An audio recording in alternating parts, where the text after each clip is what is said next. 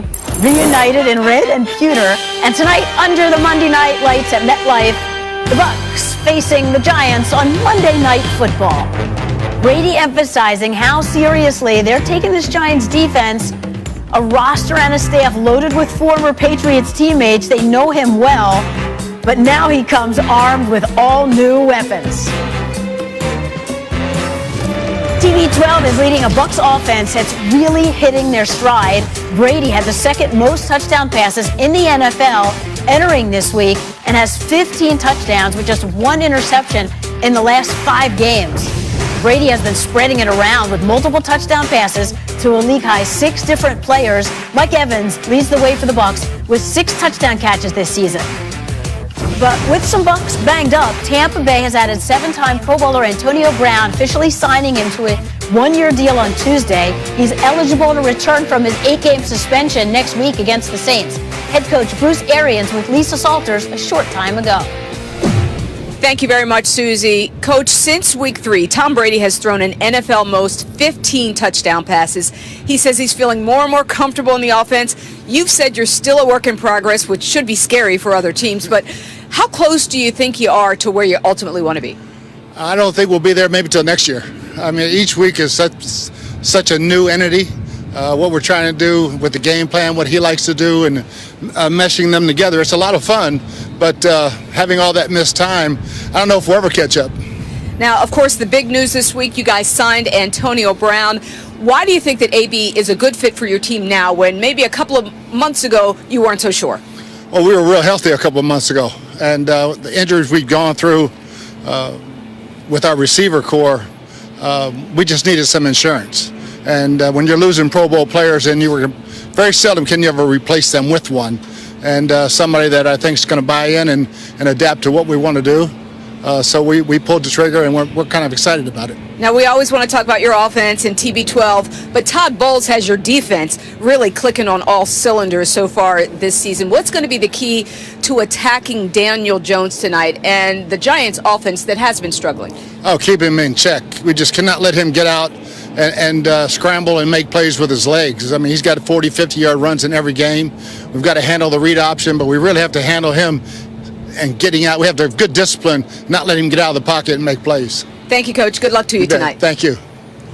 Thanks, Lisa. Thanks, Coach.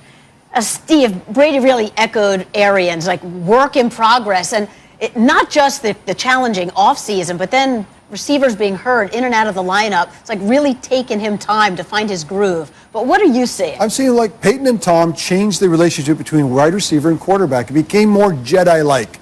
Like they expanded on it so that you have variations on every route, not just man versus zone, but inside of zone and man. There's all these implications that come on how body language and how you read it. And early in the season, you saw Tom, not 12 padded practices, not enough time for the Jedi to get that connection.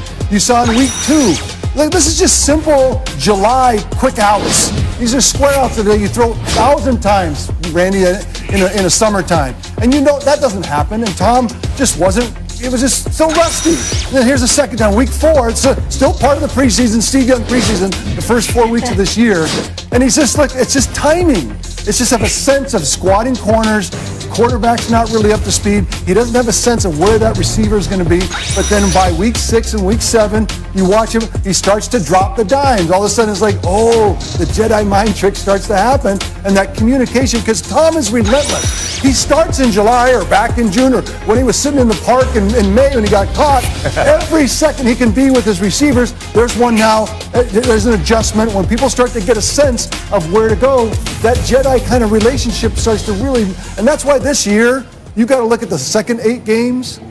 Why the Tampa Bay Buccaneers are thinking he's the most complete team in the NFC. You can say that, Boog?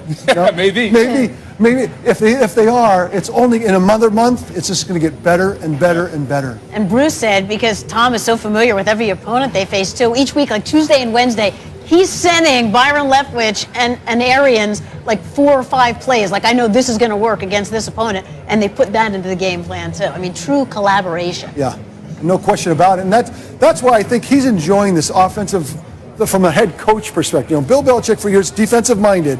It's fun to have an offensive-minded head coach where they can collaborate and he can call the shots authoritatively in the locker room. This is what we're going to do. I bet you Tom is having more fun than he's had for a long time.